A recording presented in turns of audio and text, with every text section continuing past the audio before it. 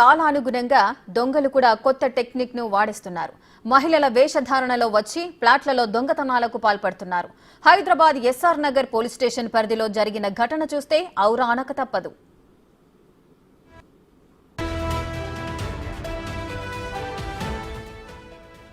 Check కాలనీలోని ఆకృతి ఆక్రేడ్లోని 502 ఫ్లాట్లో ప్రైవేటు ఉద్యోగి వెంకటేశ్వరరావు నివాసముంటున్నారు. అదే అపార్ట్మెంట్లోని 406 ఫ్లాట్లో ఆయన కూతురు, అల్లుడు నివసిస్తున్నారు. ఈ నెల 16న కుటుంబ సభ్యులతో కలిసి వెంకటేశ్వరరావు ఒంగోలు వెళ్లారు. 18వ తేదీ ఉదయం పని మనిషి వచ్చి చూడగా ఇంటి తాళం పగలగొట్టి ఉంది.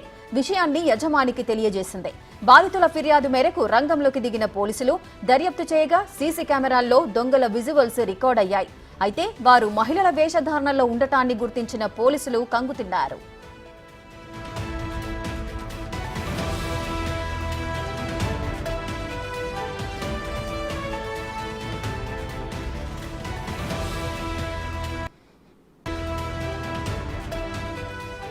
ఈ ఘటనలో 4 తులాల బంగారు ఆభరణాలు, 1 లక్ష నగదు, ఓ ల్యాప్టాప్ చోరీకి గురైనట్లు బాధితులు చెబుతున్నారు. దొంగల ముఠా పనిగా భావిస్తున్న పోలీసులు దర్యాప్తు చేస్తున్నారు.